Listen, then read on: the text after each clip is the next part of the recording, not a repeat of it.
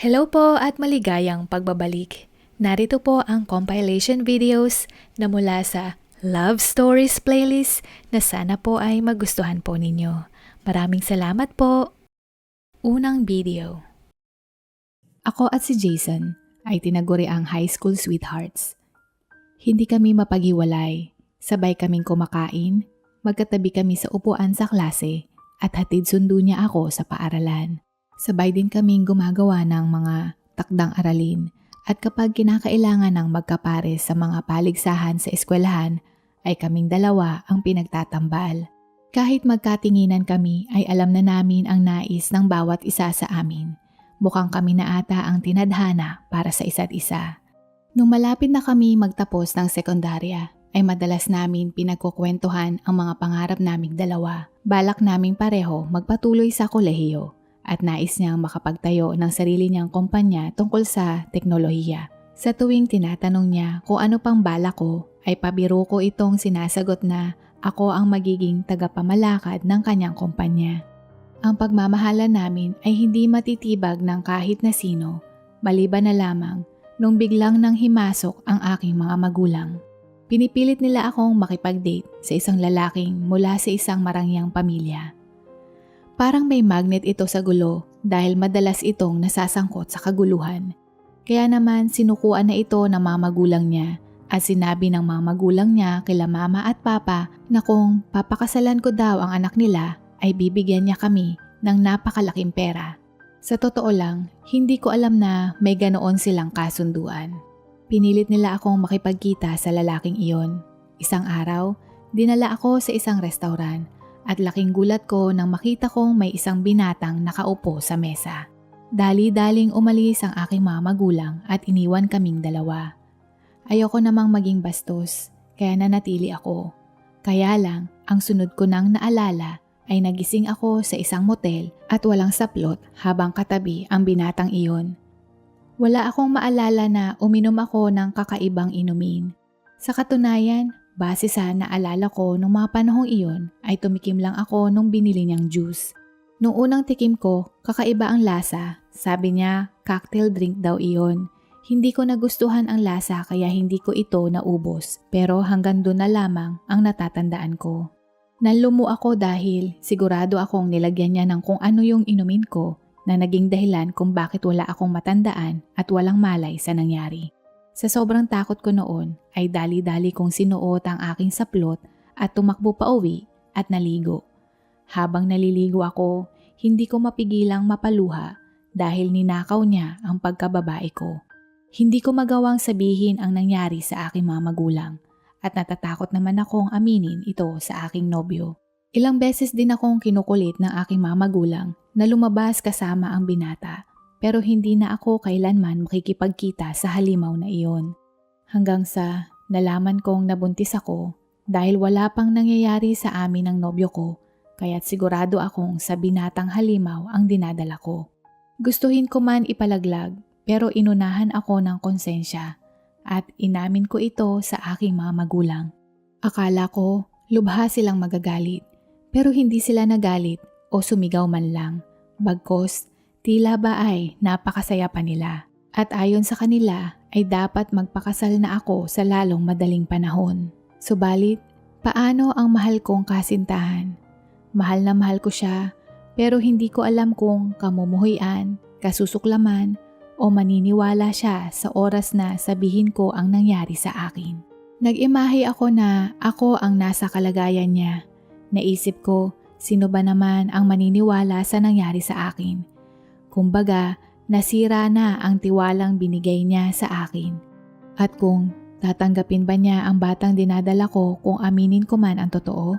Sasama kaya siya sa akin makipagtanan? Sa palagay ko ay hindi. At isa pa, ayaw kong sirain ang kanyang kinabukasan. Kaya wala akong ibang pagpipilian kundi sundin ang kagustuhan ng aking mga magulang. Napakasalan ang lalaking na namantala ng pagka-inosente ko. Kinausap ko ang nobyo ko tungkol sa desisyon ko na pakasalan ang lalaking iyon. Hindi na ako naglaan ng oras upang ipagtapat ang katotohanan sa kanya dahil ayaw kong pandirihan niya ako at may ramdam na takot dahil baka may gawin din siyang ikapapahamak niya. Labis akong nagpipigil ng emosyon noong mga oras na iyon. At walang puso kong sinabi na nagbago na ang aking isip at kailangan kong pakasalan ang mayamang lalaki na iyon upang matiyak ang aking kinabukasan. Hirap na hirap akong pigilan ang pagtulo ng aking mga luha. Akala ko kaya ko, pero habang nakikita ko siya, nadudurog ang puso ko at sinabing, "Hindi na kita mahal, Jason." Patakbo na sana ako nang bigla niyang hinawakan ang kamay ko at sinabing, "Kung totoo ang sinabi mo, tingnan mo ako at ulitin mong sabihin ang sinabi mo." Nag-aatubili ako pero kailangan kong gawin. Namumuo bigla ang mga luha ko at winika kong muli ang salitang hindi ko na siya mahal. Nakita ko ang kanyang mga matang may namumuong luha. Bago pa siya makasagot muli, inialis ko ang pagkakahawak niya sa akin at bigla akong humaripas ng takbo. Bumuhos na parang ulan ang mga luha ko. Walang salitang makakalarawan ng sakit na nararamdaman ko noong mga panahong iyon. Para akong pinapatay ng paulit-ulit. Sinubukan niya akong tawagan, ngunit pinigilan ko ang aking sarili na sagutin iyon. Hanggang sa lumipas ang ilang buwan at wala na akong muling narinig sa kanya. Pakiramdam ko ay nawala na ang pinakamalaking bahagi ng puso ko na kailanman ay hinding-hindi na muling mabubuo. Kung labis ang lungkot ko, kabaliktaran naman ito sa sobrang saya ng mga magulang ko. Tungkol sa pagpapakasal ko, simula nung makuha nila ang pera. Iyon pala ang dahilan kung bakit nila ako iniwan sa restaurant nung araw na iyon at iyon din ang dahilan kung bakit aligaga silang magpakasal ako sa lalaking iyon. Kinasusuklaman ko sila at magmula noon ay pinutol ko ang anumang komunikasyon ko sa kanila. Hindi ko sinasagot ang mga tawag nila at kapag bumibisita sila ay umiiwas na lamang ako. Hindi ko na sila tinuturing na aking mga magulang. Ipinagpalit nila ako, ang sariling anak nila, sa salapi. Akala ko ayon ang pinakamasaklap na nangyari sa buhay ko. Ngunit pasimula pa lang pala ang lahat. Mukhang wala din pakialam sa akin ang mga biyanan ko. Sinusubukan naman nilang maging mabait pero sa tulong ng pera at hindi ko ramdam ang kanilang sinseridad at tunay na pag-aalala. Kinamumuhian ko din sila gaya ng pagkamuhi ko sa aking sariling ama't ina. Pero kahit labag sa loob ko, inaamin kong kinakailangan kong maging praktikal at gamitin ang perang binibigay nila sa akin. Hanggat binibigyan nila ako ng salapi ay handa akong magbalat kayo sa harap nila kahit na ayokong maging bahagi sila ng buhay ko. At ang demonyo kong asawa, kahit kailan hindi siya nagpakita ng pag-aalala, pag-aaruga o pagmamahal sa akin o maging sa batang dinadala ko. Mas matanda siya sa akin ng 15 taon, kaya tinatrato niya ako bilang isang mangmang na babae na kahit ano ay pwede niyang gawin sa akin. Bukod sa lagi siyang nasa labas ay bibihira din itong umuwi. Napakadami niyang babae, hindi sasapat ang aking mga daliri sa kamay at mga paa kung bibilangin ko ang lahat ng iyon. Nung nanganak ako ay naging abusado din siya sa akin at may pagkakataon pati ang anak namin ay hindi niya pinapalagpas. Palagi siyang lasing at nagwawala. At isa pa sa kinakatakot ko ay sa tuwing lasing siya ay sinusubukan pa din niyang makipagtalik sa akin at dahil ayokong mabuntis muli kaya palihim akong umiinom ng pills. Sa pamamagitan nito ay mas madali kong maalagaan ang aking anak at makakapag-ipon ako nang sa ganon ay makaalis na kami ng anak ko sa impyernong bahay na ito. Nagdesisyon akong magbukas ng sarili kong negosyo noong pumapasok na sa preschool ang aking anak. Dahil wala naman akong tinapos na kurso, ay pagnenegosyo ang naisip kong paraan upang makaipon ako kaagad. Humingi ako ng pampuhunan sa aking mga biyanan at nagbigay naman sila sa akin. Isang tindahan ng school supplies ang itinayo ko malapit sa paaralan ng aking anak. Maayos na sana ang lahat, kaya lang sa hindi inaasahang pagkakataon ay muli na naman akong nabuntis sa kabila ng pag-inom ko ng pills. Napilitan akong itigil ang negosyo ko at pagtuunan muna ang aking mga anak. At isa pa, wala din naman akong katuwang sa pag-aaruga sa kanila. Dahil sa pagbubuntis ko, nawalan na ng interes ang napangasawa ko at labis akong nagpapasalamat dahil hindi ko na masikmura sa tuwing lumalapit siya sa akin. Hanggang sa isang insidenteng nagpabago ng buhay ko. Nung tumuntong ng elementarya ang bunso kong anak, ay nasangkot sa isang gulo sa bar ang aking asawa. Nakipagbulyahan daw ito sa mga kalalakihan sa bar para sa isang babae at siya namang ikinasawi niya. Nakatakas ang mga lalaking salarin at hindi na sila nahuli ng mga pulis. Napabuntong hininga ang aking mga biyanan nang marinig ang balita at hindi sila nasupresa sa balita at mukhang matagal na nilang inaasahan na may ganitong mangyayari. Tinawag nila ako at kinausap. Matanda na daw sila at ang tanging pamilya na natitira sa kanila ay ako at ang kanilang mga apo. Plano na daw nilang ipamana sa amin ang lahat ng meron sila.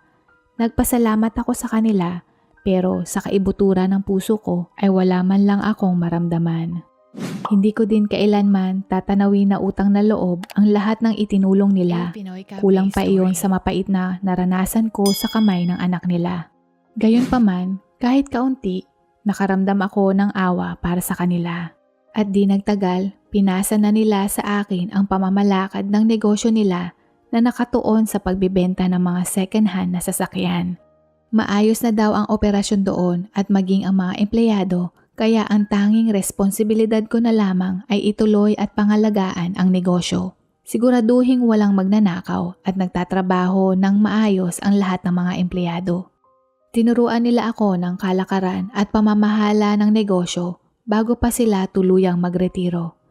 Mas mainam na ipagpatuloy ko ito kaysa isara at mawala ng trabaho ang kanilang mga empleyado. Kalaunan, hindi ko lubusang maisip na may talento pala ako sa negosyo. Lumipas ang maraming taon na kasing bilis ang daloy ng tubig sa Ilog Pasig at pareho nang nakatapos ng high school ang aking mga anak. Ang panganay ko ay nakapagtapos na ng kolehiyo at isa ng rehistradong accountant. Ang bunso ko naman ay kasalukuyang nag-aaral pa sa kolehiyo. Sobra ko silang ipinagmamalaki. Sa kabila ng pait na dinanas ko, silang dalawa ang nagbigay tamis sa buhay ko. Kagaya din ako ng ibang magulang na sobrang proud lalo na't lumaki ng maayos ang aking mga anak. Pumanaw na din pareho ang aking mga biyanan at iniwan nila ang lahat sa amin. Sa wakas ay kahit papaano nakalaya na ako sa kanila sa loob ng mahigit na 2 dekada. Pakiramdam ko, dumampi ang kamay ng Diyos sa aking balikat at ngayon ako ay payapa. Dahil madalas abala ang aking mga anak, kaya bihira na sila kung umuwi sa bahay. Sa tuwing nakakaramdam ako ng pangungulila sa kanila, ay itinutuon ko ang aking oras sa aking negosyo. Isang araw, habang nasa opisina ako, ay may nakita akong isang lalaking pamilyar ang muka at nakikipag-usap sa isa sa mga tauhan ko. Lumapit ako at napagtanto ko na ang lalaking iyon ay ang kaisa-isang inibig ng puso ko, ang dati kong nobyong si Jason. Hindi ako makapaniwala na nasa harapan ko siya. Hindi ko din alam kung dapat bang kamustahin ko siya sa kabila ng lahat ng pananakit na ginawa ko noon. Parang nag-flashback ang lahat at hindi ko na din napigilan ang aking sarili. "Hi Jason, kamusta ka na?" Nagulat siyang tumingin sa akin at sumagot ng, "Marie, hi. Eto mabuti naman. Kumusta ka na din? Ang tagal na nung huli tayong nagkita pero napakaganda mo pa rin." Medyo nauutal niyang sinabi ang mga salitang iyon. Inanyayahan ko siyang pumunta sa aking opisina. Ngunit sinabi niyang nagmamadali siya dahil kailangan niyang pumunta sa isang meeting. Pero tinanong niya ako kung nais ko daw bang kumain sa labas sa susunod. Aba syempre, hindi ako tumanggi at nagpalitan na kami agad ng numero. Magmula nung araw na iyon ay halos hindi ko mabitawan ang aking cellphone at kada minuto ay binabantayan ko kung nag-text na ba siya sa akin. Nung gabing iyon ay nagpadala siya ng mensahe na imbitasyon na kung maaari ay kumain daw kami sa labas sa darating na Sabado. Walang pag-aalinlangan akong sumagot ng oo.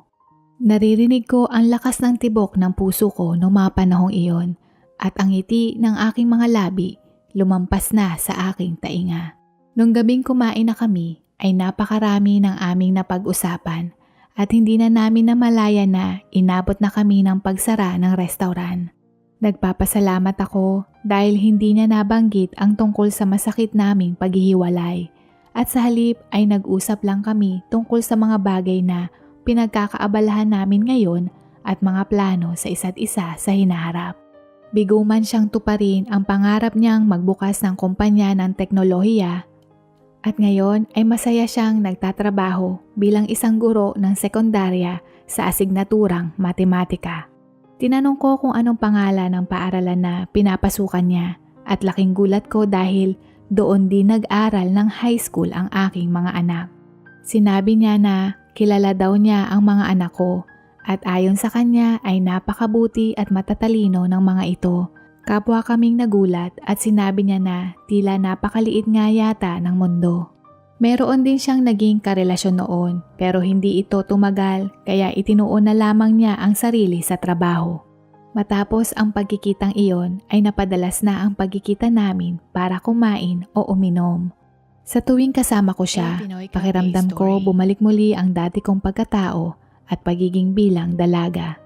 Napakadali kong ngumiti. Maging sa maliit na bagay na para bang nakalimutan ko ang lahat ng mapapait na sinapit ko sa loob ng napakaraming taon. Hindi rin nawala ang mga ngiti sa aking labi sa tuwing pinagmamasdan ko siya. Naalala ko bigla kung bakit siya ang nilalaman ng puso ko. Ilang buwan ang nagdaan at ipinagtapat niya sa akin na gusto pa rin niya ako at tinanong ako kung bibigyan ko pa siya ng pangalawang pagkakataon dito sa buhay ko. Halos magtatalon ako sa tuwa nung mga panahong iyon at niyakap ko siya ng mahigpit. Inimbitahan ko siya sa aking tirahan dahil gusto ko siyang ipakilala sa aking mga anak. Dumating siya ng maaga sa bahay at wala pa ang aking mga anak kaya nanood muna siya ng TV sa sala habang ako ay abalang naghahain sa mesa. Nung dumating na ang dalawa kong anak, bigla siyang tumayo at sinabing, "Hi Marjorie, hi John. Kumusta na?" Sumagot naman ang mga ito ng, "Hi Tito Jason," at nag-apiran at nagyakapan na silang tatlo. Nalito ako dahil para namang napakalapit nila sa isa't isa pagkatapos ng hindi pagkikita ng ilang taon. Siguro ay isa siyang palakaibigang guro at masaya na kaming nagsalo-salo ng hinanda kong pagkain sa kanila na bagamat hindi ako kagalingan magluto ay panay ang puri nila dito. Nang matapos ang aming hapunan, ay sasabihin ko na dapat ang plano naming pagpapakasal nang biglang inunahan ako ng panganay ko ng, "Ma, Tito, kailan na ba ang kasal? Nakapili na ba kayo ng petsa?" Takang-taka ako na parang ako pa ang nasupresa sa sinabi niya. Dumagdag pa ang anak kong babae at winika ang mga salitang, "Wow! Heto ang unang kasal na mapupuntahan ko. Hindi na ako makapaghintay at sabik na akong ikasal kayong dalawa." Tumingin ako sa mga anak ko at parang ako lang ang walang alam sa nangyayari. Nang biglang sumagot si Jason ng, "Kailangan pa namin maghanap ng malaking lugar para makapunta ang madaming tao dahil halos lahat ng estudyante ko ay nais pumunta." Lahat ng mga mata nila ay nakatingin sa akin at bigla silang nagtawanan. "Anong nangyayari dito?" Nagtataka kong tanong. Ikinuwento nila na matagal na palang alam ni Jason na anak ko ang mga iyon noong high school pa lamang sila. Isang araw daw ay nakita ako ni Jason na bumisita sa eskwelahan dahil sa high school intramurals at kalahok ang panganay ko sa paligsahan. Tinanong niya daw ang panganay ko kung ako daw ba ang nanay niya at umuo naman ito. Nagtaka naman ang aking anak kung bakit ito nagtanong at ipinaliwanag niya na kilala daw niya ako dahil magkaklase kami ng high school noon.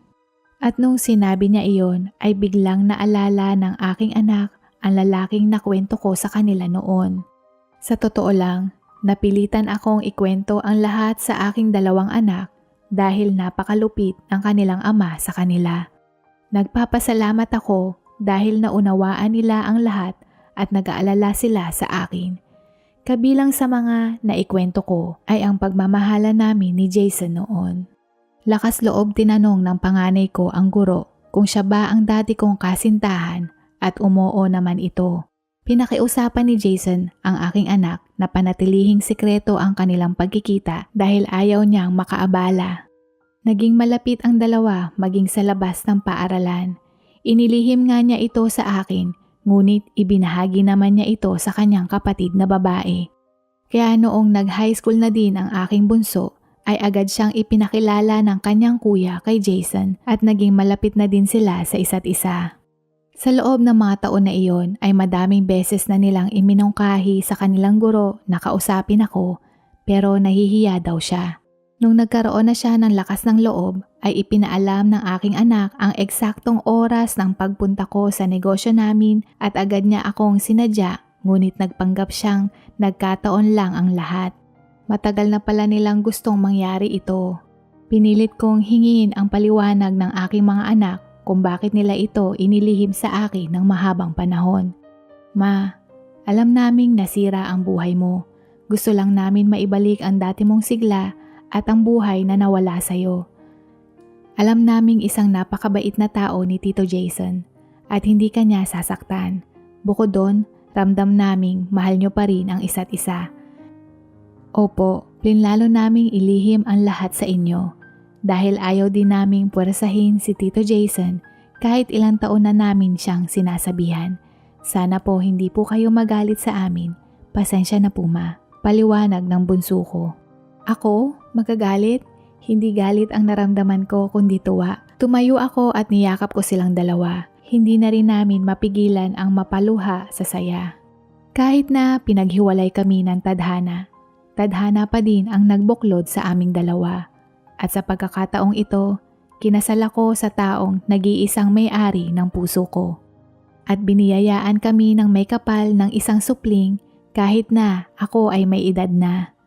Talagang masasabi kong mayroon ngang happy ending gaya ng mga istorya sa mga fairy tale. Pangalawang video. Akala ko mamamasukan ako bilang kasambahay. Pero ang totoo, ako pala ang ika-4 na babaeng parausa nung matanda. 15 taong gulang pa lamang ako noong ipinadala ako ng aking mga magulang upang magtrabaho bilang kasambahay sa isang matandang lalaki na nakatira sa kabilang syudad. Sinabi nila na hindi na nila ako kayang suportahan kaya naisip nilang mas mabuti sa akin ang magtrabaho doon. Sinabi nila na mamamasukan ako bilang kasambahay sa tahanang iyon, ngunit hindi ko inaasahan na ipinadala pala ako doon upang maging ika-4 na may bahay ng matanda. Natatandaan ko pa na bago ako umalis ay binigyan ako ng bandana ng aking mga magulang bilang regalo. Pero kalaunan ay napag-alaman ko na binayaran pala sila ng napakalaking halaga ng mayamang matanda. Ayun na ang huling pagkakataong nakita ko sila. At hanggang sa ngayon ay hindi ko alam kung buhay pa ba sila o sumakabilang buhay na. Wala na rin naman akong pakialam sa kanila. Nung makarating ako sa bahay ng matanda, ay agad akong dinala papunta sa isang maliit na kwarto na walang bintana at may isang maliit na kama. Ang aking kwarto ay katabi ng kusina. Napakalaki ng compound ng matanda at maraming tao ang nakatira doon. May orihinal na asawa ang matanda at may 3 anak siya dito. Ang pangalawang asawa nito ay parehong nakatira din sa compound at nagkaroon naman sila ng 4 na anak.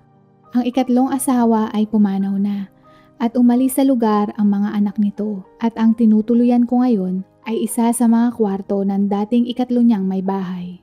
Inabot din ng napakatagal bago ko makabisado ang mga muka at pangalan ng mga taong nandoon.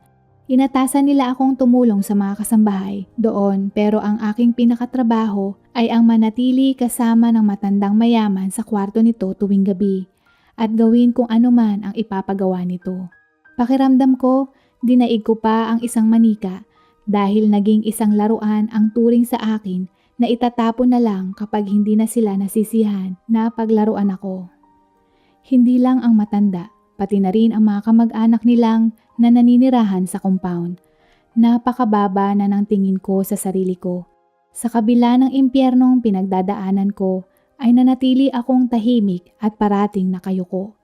Araw-araw ay naglalakad ako sa ibabaw ng balat ng itlog sa bahay na iyon. Hindi rin ako nagreklamo. Bukod doon ay sinigurado ko pa ring magiging magalang ako sa kahit na sino man, matanda o bata man kaysa sa akin. Subalit, hindi lahat ay nasisiyahan na naroroon ako. Lalo na ang mga anak ng mga naunang asawa. Wala namang pakialam sa akin ang mga asawa pero ang kanilang mga anak ay tinatrato ako bilang isang katulong. Lahat sila ay mas matanda sa akin. Meron pa ngang isa sa mga anak ang mas matanda pa sa tatay ko. Tinatawag nila ako sa aking pangalan at gamit ang kanilang mga daliri ay inuutusan nila ako na kuhaan sila ng inumin at pagkain. Dinuduro pa nila ang aking noo sa tuwing sa tingin nila ay hindi ko ginagampanan ng maayos ang trabaho ko.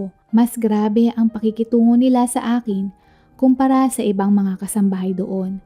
Pero anong magagawa ko noong mga oras na iyon? Wala na akong ibang mapupuntahan. Kailangan ko na lamang tanggapin at pagtiisan ang lahat ng pangungutya at pang-aalipin nila sa akin. Sa kabilang banda, kahit nakakaranas ako ng hindi magandang pagtrato mula sa ibang kamag-anak, ay tumatanggap naman ako ng kabayaran na mas mataas ng kaunti sa mga kasambahay. Sa isang ignoranteng dalaga na tulad ko, ay sapat na iyon at laking pasasalamat dahil nakakatanggap ako kahit paano. Meron din akong masisilungan at pagkaing makakain sa oras na kailanganin ko ito. Noong unang beses kong makatanggap, naisip ko na ito na ang magiging tulay upang makapag-ipon at makatakas sa impyernong bahay na ito. Kaya bawat sentimo na natatanggap ko ay itinatabi ko.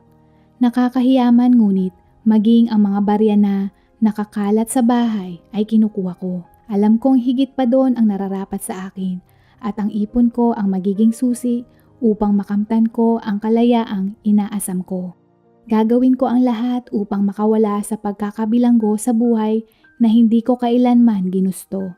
Isang beses, habang nakatanaw ako sa bintana mula sa kusina, may nakita akong isang binata. Siya pala ang bunsong anak ng pangatlong asawa ng matanda. Ang buong akala ko, lahat ng mga anak mula sa pangatlong asawa ay lumisan mula nang pumanaw ang kanilang ina.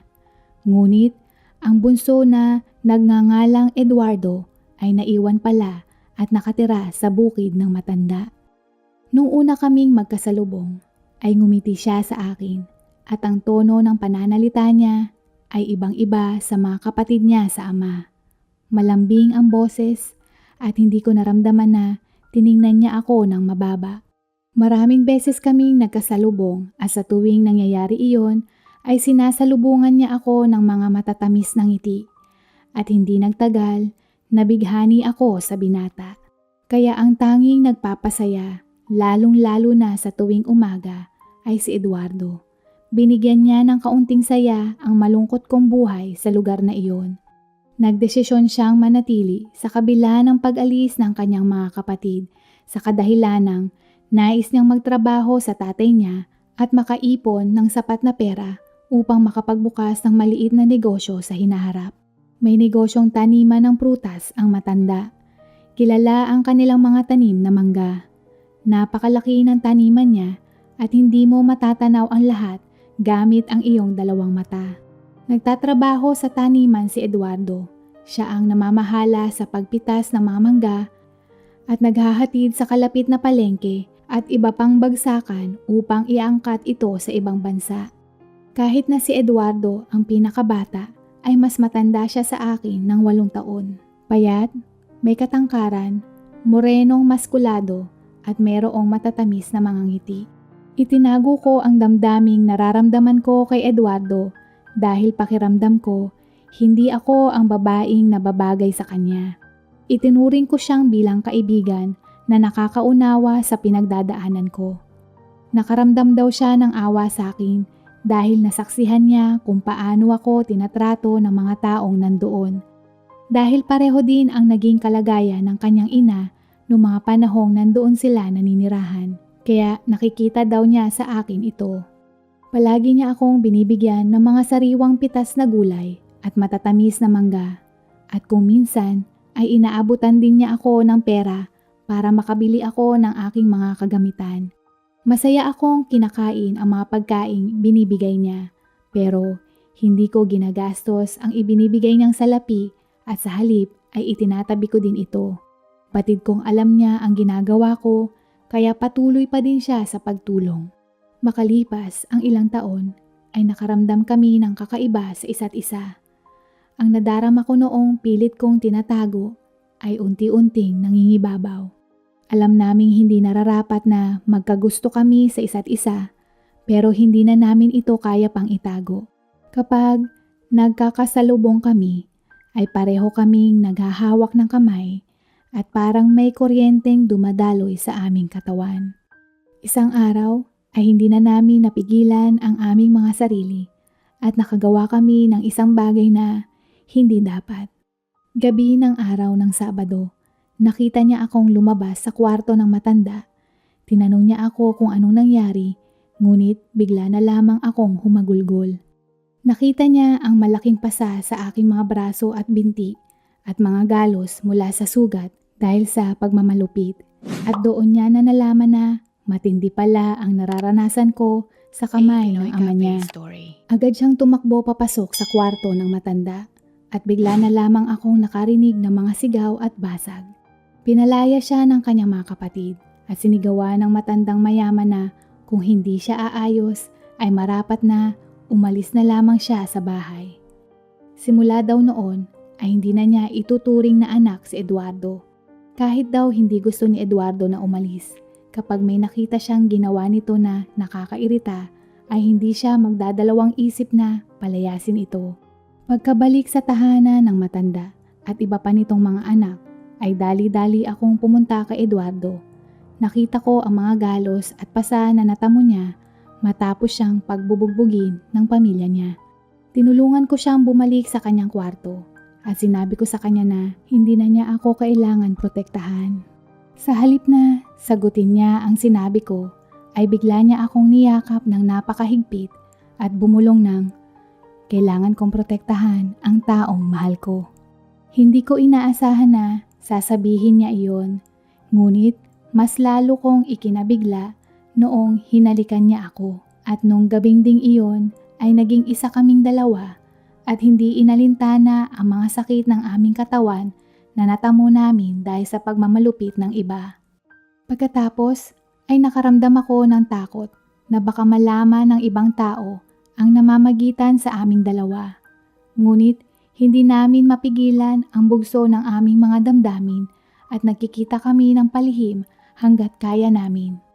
Hindi ko maiwasang makaramdam ng kaunting pagkamuhi dahil hindi ko naibigay sa kanya ang malinis kong katawan. Pakiramdam ko ang dumi-dumi ko dahil sa relasyon na mayroon ako sa matandang mayaman na iyon. At tila ba, nararamdaman ko na hindi ako karapat-dapat sa pagmamahal na ibinibigay ni Eduardo at natatakot akong malaman nila at mawala ng mana si Eduardo nang dahil lang sa akin.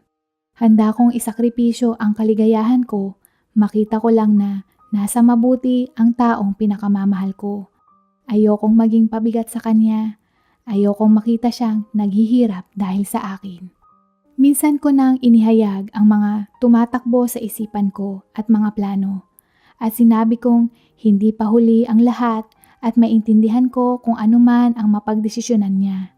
Na maaari niya akong kalimutan at maghanap na lamang siya ng iba na tiyak na mas bagay sa kanya. Labis man ang aking pighati, pero sobra akong nagpapasalamat sa maikling panahon na ginugol namin na magkasama. At naghahanda na akong lumisan dahil sa tingin ko, sapat na ang perang naipon ko mula sa mga nakalipas na panahon. Ngunit, bigla na lang niyang hinawakan ang aking muka at saka ako binigyan ng napakatamis na halik. Bumulong siya at sinabing, ang halaga ko bilang tao ay hindi nakadepende sa aking ama. At maging ang halaga mo ay hindi rin nakabase sa kanya. Ikaw ang aking pag-asa. Ikaw ang lahat sa akin. Hinding-hindi ko bibitawan ang puro at malaanghel mong mga kamay. Noong mga oras na iyon, pakiramdam ko, ayaw ko na siyang mawala sa piling ko. Inalis ko lahat ang agam-agam sa aking isip at ipinagbahala na lang ang aming hinaharap sa Panginoon. Ibinigay ko na din sa Kanya ang buong pusong pagtitiwala ko. Madalas naming pinag-uusapan kung paano kami makakatakas. Sobra kaming nasasabik na mamuhay sa mundo kung saan malaya at malayo sa lugar na iyon at hindi pa rin maaalis sa akin ang makadama ng pagkabahala at pag-alala. Nagpapasalamat ako dahil Higit na matapang si Eduardo kaysa sa akin. Siya ang nagbibigay sa akin ng lakas sa tuwing nanghihina at nangangamba ako.